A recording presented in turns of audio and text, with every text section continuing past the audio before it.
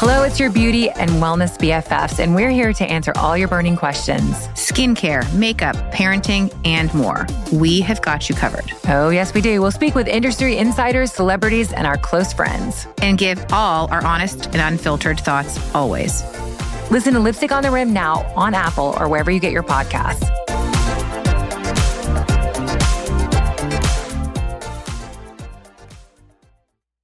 Listen to all episodes of Scary Terri ad-free right now by subscribing to The Binge. Visit the Binge channel on Apple Podcasts and hit subscribe at the top of the page, or visit getthebinge.com to get access wherever you listen. The Binge. Feed your true crime obsession. The Binge.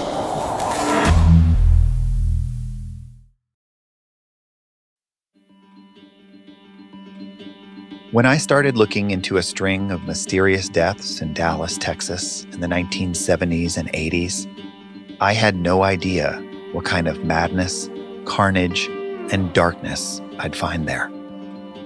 I also didn't think I'd stumble across another Charlie Manson. Devereaux Cleaver had just turned 14 when her mom, Sandra Cleaver, invited her to go on a vacation to Hawaii. Her mom's fiancé, Lynn Fairchild, would be there too, and her close friend and mentor, Terri. Devereaux's stepmother, Gail Cleaver, remembers her as a bright girl, sweet and shy, tall. Long, beautiful, curly, blonde hair. Like Chuck used to say, she had legs all the way to Bakersfield. She loved animals and basketball and her new step-siblings. Gail had a son and 2 daughters from a previous marriage. They were this Brady Bunch type family, a friend of hers told me. Devereaux was excited to go, but Chuck and his new wife Gail were worried about the trip. They really didn't care for the people Sandra hung around with, especially her friend Terri, to whom she was practically attached at the hip.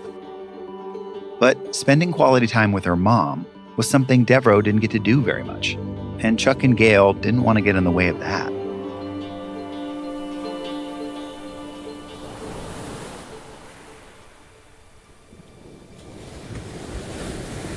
The Wailupe in Oahu. A windy peninsula southeast of Honolulu. It means literally kite water on account of the breezy pocket of coastline where they could take flight and nearly touch the sky. You can see them today, guiding surfers across the water like disembodied souls under the bright sun. Hawaii was an exotic wonderland for Devereaux. Far from the dusty horizon, the muscular cloud clusters miles high, and the hot blanket of air draping Dallas like a set piece in a movie. Chuck and I had been out at a couple friends of ours that night, and we'd gotten home late, and we crawled into bed, but it was about 1:30 in the morning. And I answered the phone. There was a woman's voice on the other end of the line. I handed the phone over to Chuck, and the next thing I remember hearing was, and he sat bolt right up in bed and said, "What do you mean she's missing?" I'll never forget that as long as I live. Sandra and Devereaux had gone swimming that day after lunch. Just 20 or so minutes from their hotel in Honolulu was a beach. More like a lagoon, actually. It was ankle deep for about a half mile out from the shore. An odd choice for swimming. Lynn, Sandra's fiancé, stayed back, napping off 1 too many glasses of champagne after lunch. "Go on, have fun," he told them. Suddenly, underneath them was a patch of coral reef, tough and sharp, like knives and sandpaper. The water was deepening now, too. That far out, it's hard to gauge the size of a wave. That's when one wave came roaring past, knocking them off of the raft. Another wave, and she was gone.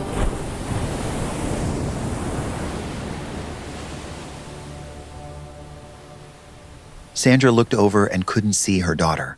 She'd been swept under by the current. She dove underneath, looking for her. She couldn't find her. .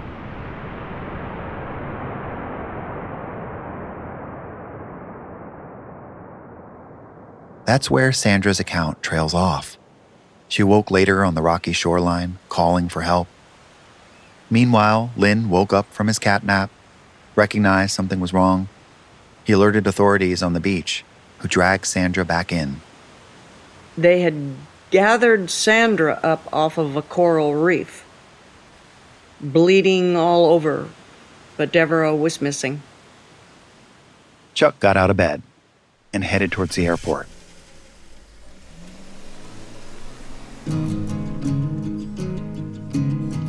It was like an eclipse flashed across the sky. A dark pall covered their world. A chill shot through them that they would never be able to shake. We've lived in the darkness of how this hovered over our lives. Their daughter was gone. Life would never be the same. And from the moment their phone rang that awful night, Gail had a creeping suspicion that would soon overcrowd everything. This wasn't a freak accident. My theory is my brain, what I think was supposed to happen, and this is just me and my brain thinking, it's not a fact. I think they were both supposed to die that day. Devereaux and Sandra were collateral damage in a sick and deadly conspiracy. And the terrible truth is, I think Gail was right.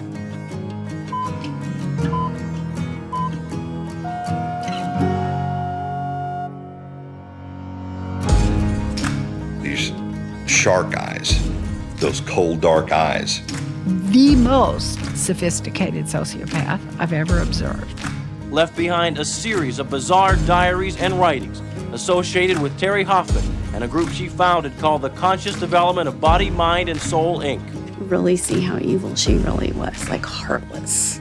There is no doubt that she killed him. Are those items that are used to control and combat, shield against black lords? I invoke the Fifth Amendment.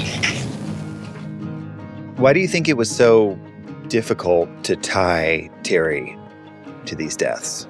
Because there's no smoking gun. From Sony Music Entertainment, this is Scary Terri. I'm Jonathan Hirsch. Chapter 1, The Mysterious Death of Devereaux Cleaver.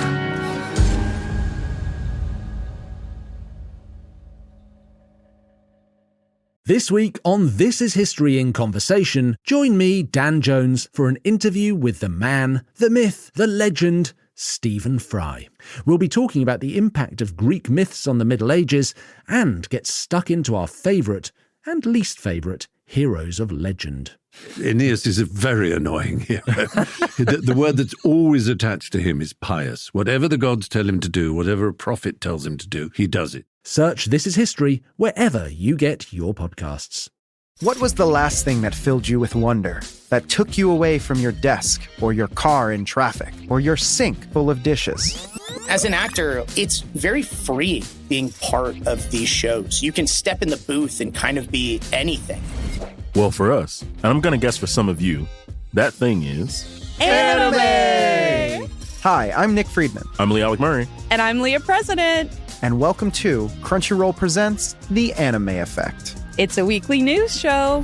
I literally, when I saw it, when I found out about this, I literally had like a nervous breakdown in a good way. With the best celebrity guest. I've never pirated anything, but I'll steal it if I have to. That was how I felt when I started to get really hooked on Black Butler. Oh, it's coming back. Yeah. It's coming back. So join us every Friday wherever you get your podcasts and watch full video episodes on Crunchyroll or on the Crunchyroll YouTube channel. Chuck and Gail were the perfect match. An all-American couple. Chuck was tall and muscular with a gentle smile and wavy brown hair. Played college basketball. Worked in commercial real estate. Gail had fine blonde hair, high cheekbones, a model. She in fact was one in those days, for a chain of department stores in Texas. But the couple also came together with history. Kids from another marriage, previous relationships. The biggest challenge in their young life together was no doubt sharing Devereaux with Sandra, because it always felt to them like they weren't just sharing Devereaux with Sandra. They were sharing her with Terri Hoffman. She was impacting their lives big time. Terri was a kind of spiritual life coach. She'd recently started a group she was calling Conscious Development of Body, Mind, and Soul. We'll call them CDBMS for short. Under this name, she hosted group meditation sessions where she would also give lectures to a growing number of people in Dallas about things like reincarnation, the soul, and the hidden energies that inform and power our world. She'd host these events around North Dallas, often on the campus of Southern Methodist University. And Sandra was one of Terri's first disciples and a close friend. Sandra had had a tough few years and was searching for meaning in her life. Her vulnerability hit her terribly. She lost her father in an airplane crash, and she lost her 16-year-old sister, younger sister, in an automobile crash within a 2-year period of time. And with those consecutive losses, a window opened up in her heart. She'd do anything for relief. Take any advice that seemed to get her to a better place. Terri was a heavy-set woman in her 40s, round frame, lumbering, big, piercing brown eyes, and tough black hair often pulled back into a bun. She didn't on the surface appear to be particularly charismatic, but it was her words that captivated people. Oh, Terri.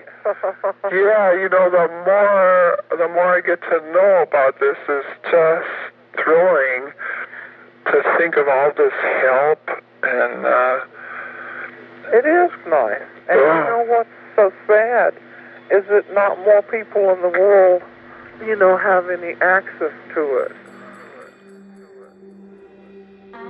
There are few recordings left of Terri, but this is from one of these counseling sessions she gave to her students. Her voice is slight, with a thick Texas lilt. She was gentle and nurturing to her students. A divine mother, one former disciple told me. Life, Terri instructed her earliest acolytes, was a journey towards spiritual evolution. And she was there to help you advance, to cheer you along as you became more spiritually aware, but also to encourage you to eliminate things that weren't serving you. At any point in time in your life you've been negative, then what happens is you attract negative elementals and elementaries to you when you're negative. This all sounded too kooky for Chuck. He stayed out of it. His wife was slipping. He didn't approve of this new relationship, which was taking time away from raising the family and also costing them. She was buying up expensive jewelry from Terri made of semi-precious stones she claimed would provide spiritual protection. When Sandra started writing checks for several $1,000s made out to Terri's group, Chuck had enough. They were at an impasse. That's when he met Gail. Both of them had been invited to a minister's home. I was still married to my Lutheran minister husband, and we used to get together with a bunch of other ministers every now and then because they knew each other. The wives liked each other. And one time, we went over to a pastor's house here in Oak Cliff, Dallas. One of the other couples had invited to the party Chuck Cleaver and his present wife, Sandra Cleaver. It was the first time Gail met Sandra. She was very intelligent, very pretty, and she was very different. Different, like she marches to the beat of her own drum. Eccentric. And she was telling the women in the kitchen, 2 of them being ministers' wives. I wasn't in the kitchen at this time, but she was telling them that she could change the wine back into water. It took the women a minute to realize she was being serious. Yeah. Whereas Jesus, of course, changed water into wine as his first miracle on earth. She said because of her power, she could turn the wine back into water. To which, of course, the minister's wife said, "Please don't." And I'm sure it felt unsettling to the other women in that room, these relatively well-to-do Christian women chatting in the kitchen of a Dallas suburb, 1972. I didn't know their marriage was going to heck at that time, but I soon found out later from one of the other ministers that their marriage was not looking good. Not long after, Sandra asked Chuck for a divorce. Then the reason for their divorce was because Terri Hoffman had told Sandra that Chuck was impeding Sandra's spiritual growth.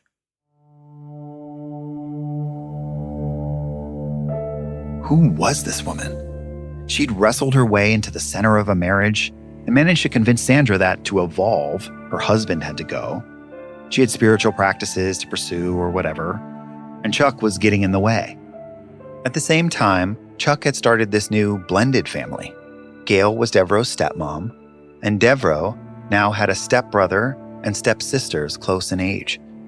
He was concerned about Terri's influence on his daughter. He fought to have full custody of Devereaux. He was about to get custody, and not only his attorney, but Sandra's attorney came to him and said to him, "You are about to get custody of your daughter." Chuck's lawyer was scared. Sandra had espoused some pretty out there ideas, which she seemed to be absorbing from her friend Terri. But the first time that Sandra Cleaver has visitation rights, we fear for your daughter's life. Chuck's attorney feared that Sandra was being influenced, that she might do something she'd later deeply regret. "If you move forward and get full custody," his lawyer said, "which it looks like you can get, you will win the battle, but you're going to lose the war." They had joint custody then, but Devereaux lived with Sandra.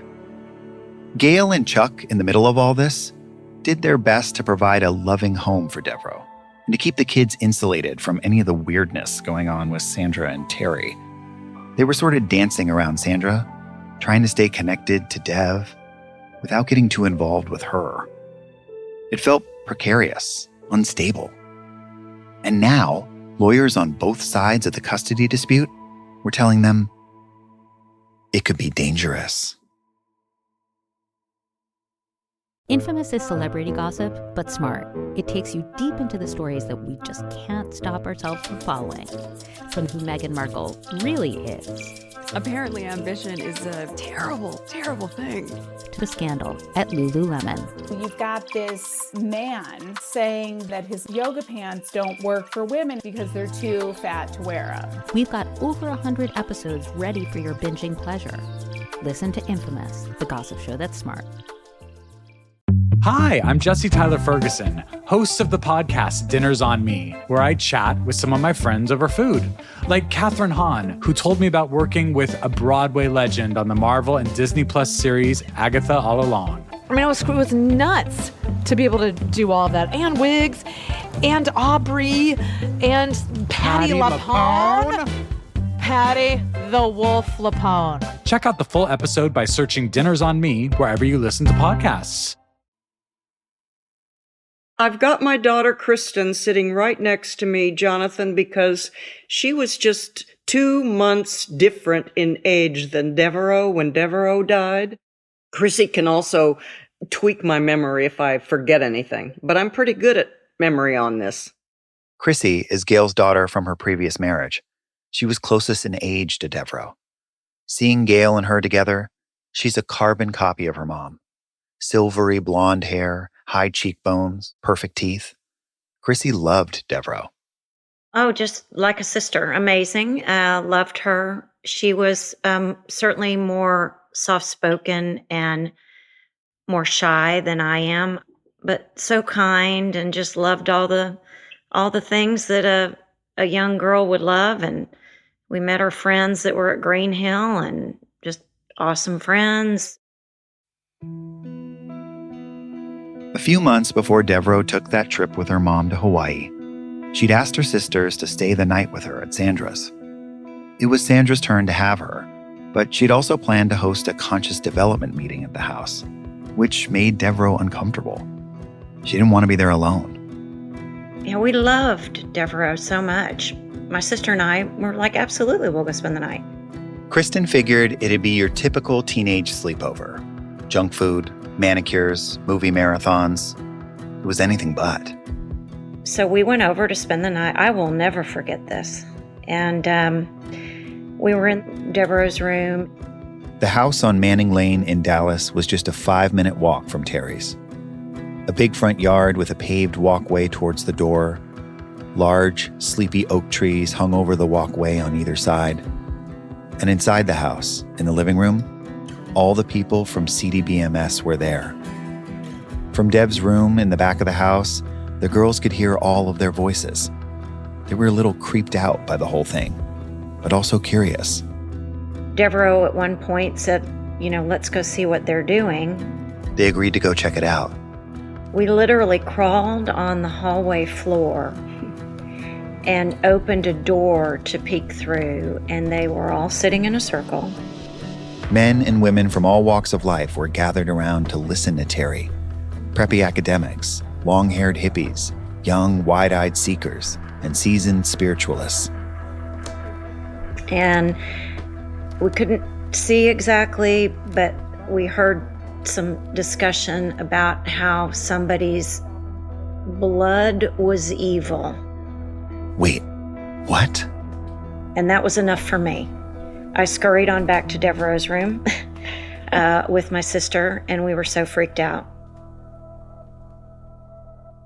Chrissy never forgot what she heard that night. It was over 40 years ago, and it seared into her memory. How can someone's blood be evil? Why were these adults acting like that was a perfectly normal thing to be talking about? Chrissy could tell immediately something wasn't kosher about the whole thing. And we never, ever went back again. Never went back to the house Dev shared with her mom, Sandra. For a sweet kid, Dev had to deal with some pretty heavy stuff. At her dad's, she had the stability of a big family, a 2-parent household, but she still very much loved her mom. One thing I always noticed with her, she loved her daddy. She thought he was the best. And I also saw in her a great desire and need to please her mother. And she had told me on an occasion, all she wanted was her mother's love. Chrissy told me that love seemed directed towards somebody else. I feel like she never felt like she had her mother's attention and her mother's love that most people would perceive as normal at the age that she was. And I think my mom filled in the gap, a lot of that for her. But it was on more than one occasion. She said, I just wish my mom would do this with me, or I just wish my mom would not be around these people so much, or I just wish my mom would, attend this or see this, or I feel like she always felt like these people were more intrusive and demanding of her mother's attention than her own daughter. And as time wore on, Terri roped Sandra more and more into her group, Conscious Development of Body, Mind, and Soul. Terri wanted her to help make and sell her jewelry, made of precious and semi-precious stones, that they believed to have special spiritual qualities. They would travel for days at a time, leaving Devereaux with the family nanny, Louise Watson. Then Sandra invited Devereaux on the trip to Hawaii. It was a bit of a surprise, but here was a chance for mother and daughter to spend time together. Terri would be there too, but that didn't matter to Devereaux. Sandra had in fact paid for the trip as a honeymoon present for Terri and her third husband, Ben Johnson. The invite put Chuck and Gail in a tricky spot. Chuck was very cautious. He did not like this, but Devereaux really wanted to go. She wanted to go with her mother. And here was Sandra doing what everyone noticed had been lacking, spending quality time with her daughter. And they might have been doing weird stuff in the living room and talking about blood, but Devereaux wasn't involved in any of that, right? She had no undue influence from Terri Hoffman, as far as anyone knew. Chuck and Gail told her it was okay to go.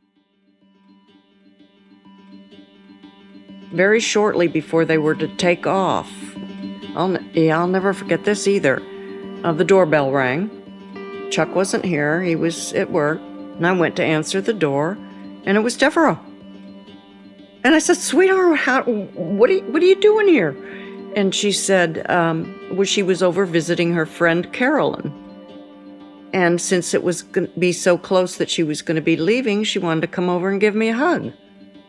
And I was getting ready to go someplace that night with her father, so I invited her in, and I brought her back into my bathroom because I was getting ready, and she sat there on the closed lid toilet, and we talked and we visited. And it was just very unusual for her to show up at my front door unannounced or without her father picking her up. It was the last time Gail ever saw that young girl, the one she raised and loved as her own. I have remembered that often. She knew she was going to Hawaii soon, and she wanted to say goodbye.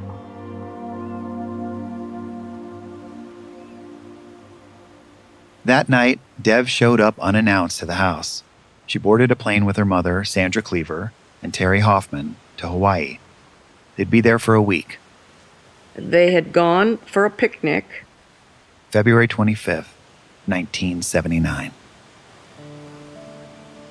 The picnic by the beach at Wailupe Peninsula.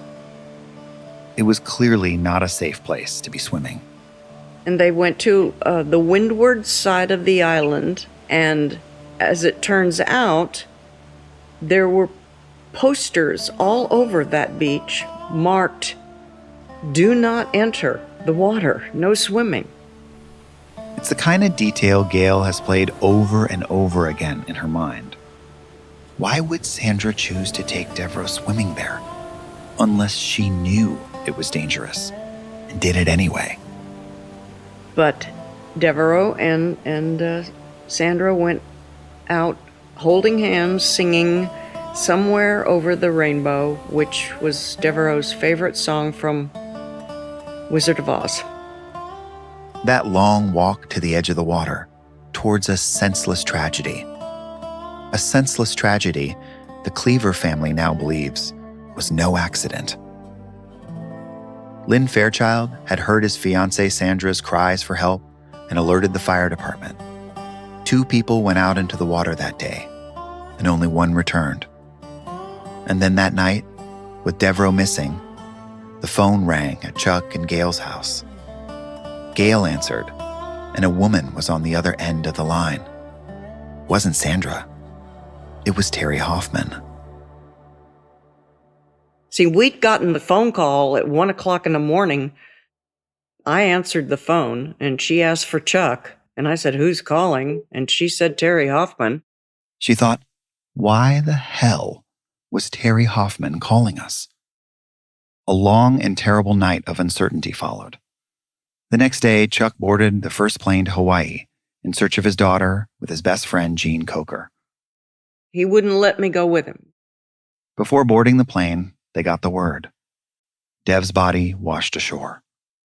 Thank God, had not been mutilated or eaten or anything like that, because, oh my gosh, there's nothing worse than having your child missing and not knowing what in the world has happened to him. And, but she was found on the beach. Chuck arrived at the hospital by that afternoon, where Sandra was recovering. He said it was like the old Sandra when he was in that hospital room with her alone. And she was grieving and just kept saying over and over again, "I'm sorry, I'm sorry, I'm so sorry." And so Chuck sat in the hospital room with his ex-wife, all of his worst fears confirmed about letting his daughter go with Sandra and her weird friends on a vacation halfway across the world. How did they get to this point? A happy young couple once, a beautiful daughter, to this. For a moment, it seemed, despite the cavernous depths separating Chuck and Sandra from each other, that they would be able to grieve together, father and mother. That is, until Terri showed up. And he said when Terri then entered the hospital room, her whole demeanor changed. That's right. The I'll whole never. Yeah, I demeanor remember changed. that. He said it was like a curtain came over her. She became a different person. Almost as if she couldn't show herself to her friend Terri in that moment. Couldn't appear to be the grieving mother she most certainly was. When Terri came in, she made some quick, dismissive comments about their situation. Chuck's best friend Gene was there too. He said a glaze came over Sandy's eyes. Communication was shut down after that.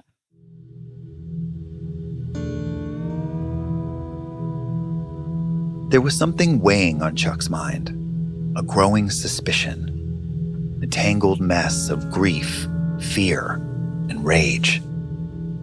He brought her back home to Dallas.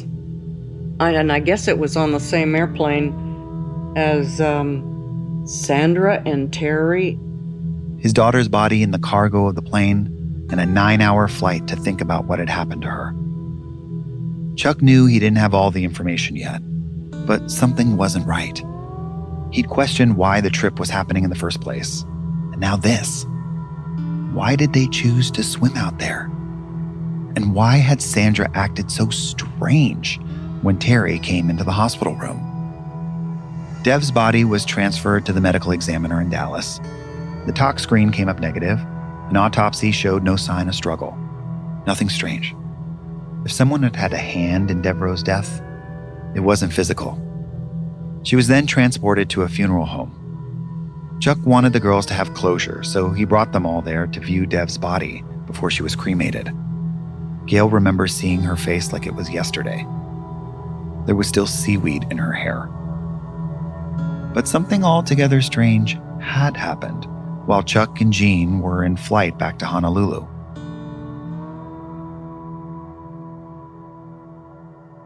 Gail got a call to the house. It was one of Terri Hoffman's children. They said they had a document they needed to show the family. A will. Devereaux's will. A will that she had written that Chuck didn't know anything about. A couple of days after they'd been informed of the will, an unidentified woman entered a Dallas bank where Devereaux had an account and handed the teller the document. The woman was looking to make a withdrawal from the account because, according to the will, this dead girl had given all of her money away to Terri Hoffman. Now Chuck and Gail knew there was no doubt in their minds what had happened to their daughter, and there was nothing they could do about it. Why do you think it was so difficult to tie Terri to these deaths? Because there's no smoking gun. This season on Scary Terri. However, the string of deaths started in January of 1977. I go searching for answers. I got through unscathed, mostly unscathed, but the rest of them, they just went down. Terri has already said she'll have my family killed, she'll have my children killed. 12 people are dead. Their families allege that it was mind control and that Mrs. Hoffman had gotten them to drain their bank accounts and give her all their assets. How many more accidents would there have been? How many more accidental drownings? How many more people committing suicide, disappearing? Was Terri Hoffman the Charlie Manson you've never heard of? I will be shocked if there are not more deaths than we know of.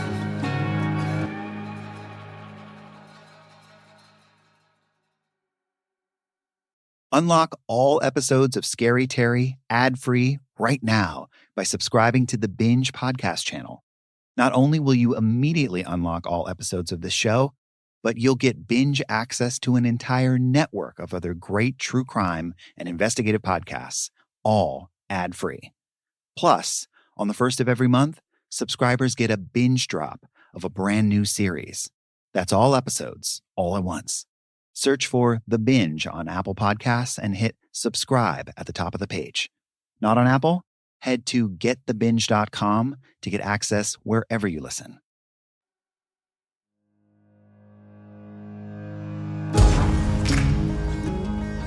Scary Terry is an original production of Sony Music Entertainment. It was hosted and reported by me, Jonathan Hirsch. Cooper Mall is our lead producer and co-reported this series with me. Catherine St. Louis is our story editor. I'm our executive producer. Sound design and mixing by Scott Somerville. We use music from APM. Our associate producer is Zoe Kolkin. Our fact checker is Tracy Lee. Our production managers are Tamika Balance-Kalasny and Sammy Allison. Our lawyers are Rachel Goldberg and Lauren Pagoni. Special thanks to Steve Ackerman, Emily Rosick, and Jamie Myers.